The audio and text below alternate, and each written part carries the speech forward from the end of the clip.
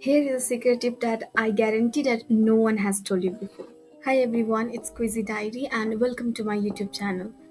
So I scored A plus in all 6 subjects in class 12 final NEB board exams while taking science including the extra math. So feel free to subscribe to this channel for more study videos. So we will be talking about study tips that will take your grades from anything to an A plus.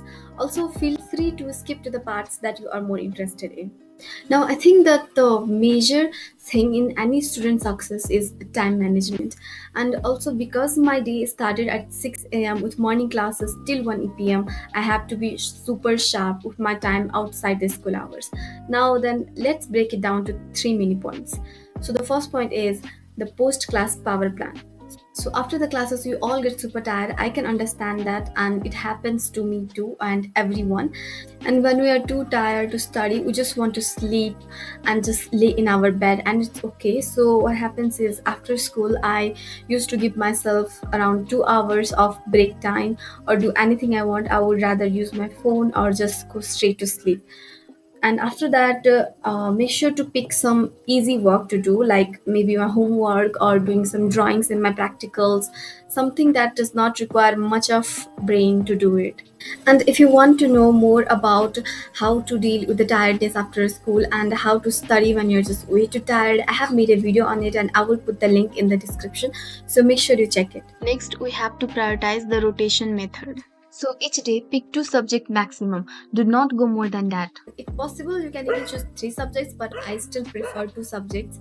Now, study only 2 subjects in one day.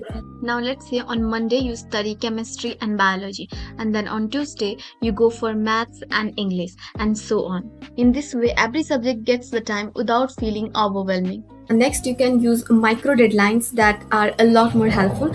So set smaller deadlines and not just big exam goals. Example, you can say that finish one chapter of chemistry by 4 p.m. today instead of just entire syllabus in this many days. So you have to give yourself deadlines every single day.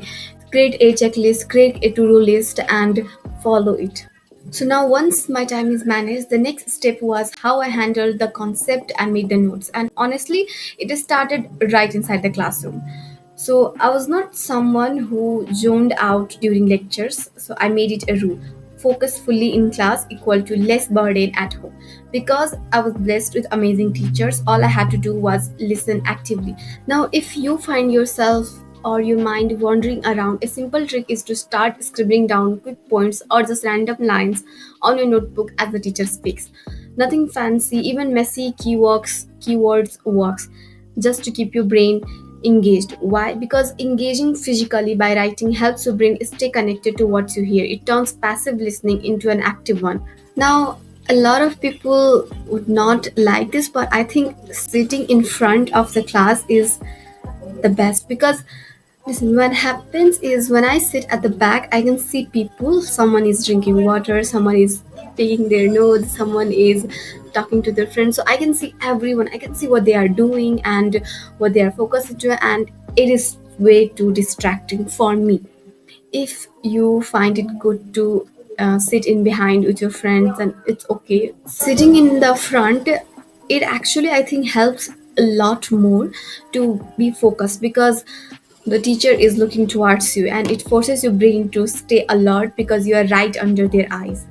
I also think that when you are at the front of your class and your teacher is near you, it is more easier to ask him or her questions because no one else is listening. Now, for notes, I think one of the biggest mistake students make is writing down every single word the teacher says, making their notes just another textbook. That is a waste of time. So you need to focus only on the important points like the key formulas, special tips or tricks that the teacher mentioned, any mnemonics or the common mistakes to avoid. So I always kept my textbook open during class, and whenever a new concept was explained, I would underline the key line right there in my book. And for any extra points, like I would join a mini note on the margin, super short and in a very few words. And if the teacher says that this step often gets wrong in the exams, I'll quickly write a common mistake, so double check next to that topic. So it helps a lot when I'm doing my revision. Now, not every class is perfect, and sometimes, despite focusing, you might not understand everything. And if that happens to you, do not just leave it. Immediately look for other ways to study, especially on YouTube videos and online lectures or any extra material. There is no rule that you have to depend only on your school notes. If your teacher explanation was not clear, you owe it to yourself to find a source that makes you understand. Remember, the goal was not just to complete the syllabus, the goal was to understand it properly.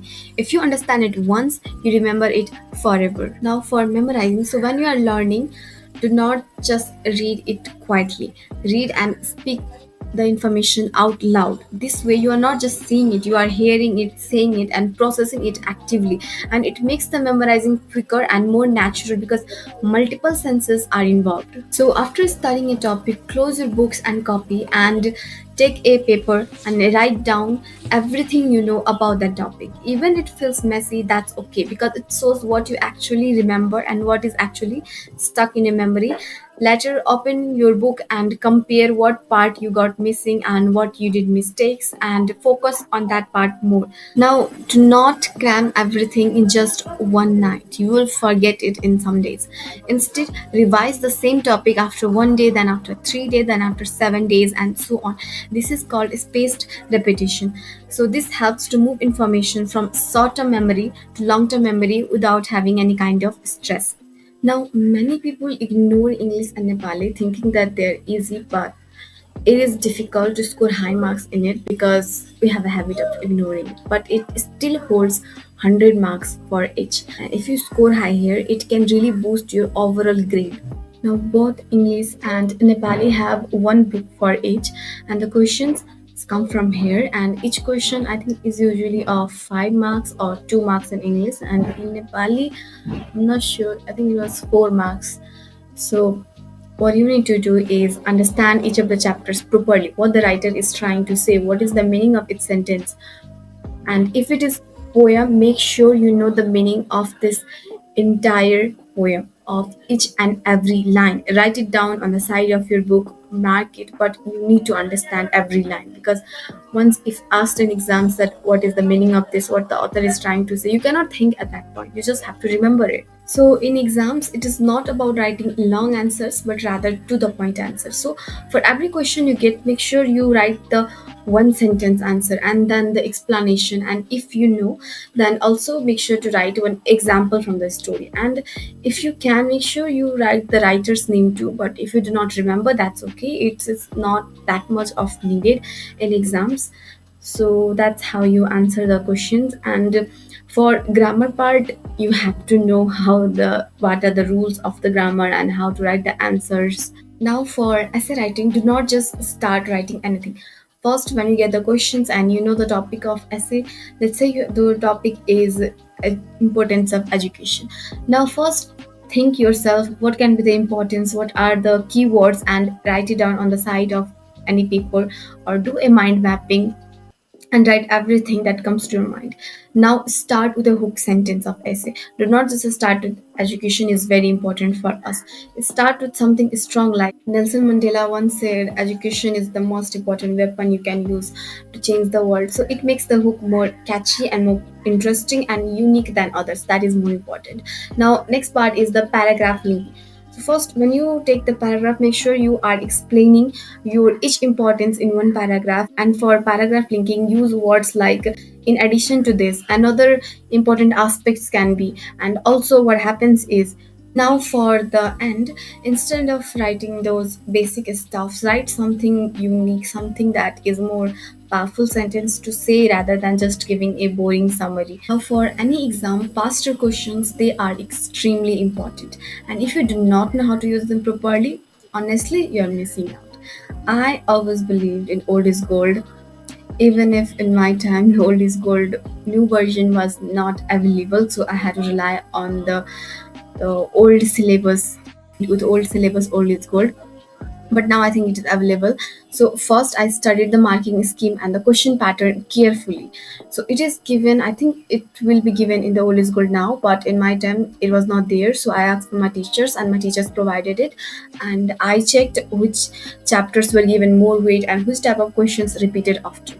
Then start practicing these past year questions seriously. Every time I got the question wrong, I did not just leave it. I marked it and wrote it down properly in a separate copy so that I could revise it again and again. Also, an extra tip, you can get the official model question for each subject easily. Just search for class 12 English model question paper and name of the year on Google and click on the official website that comes on the first, and you can download those model questions from there. So if you are able to solve all the questions in the past year paper, then you can solve everything in your upcoming exams, because the questions are usually repeated. Even if not clearly repeated, it is very much of similar. So if you know the idea behind it through the past year questions, you definitely can answer it. One last thing I will say is never feel shy to ask questions. So if you are confused about anything, ask your teachers, ask your friend, ask anyone who can help. Do not care about what others will think, because clearing the doubts are more important than feeling embarrassed.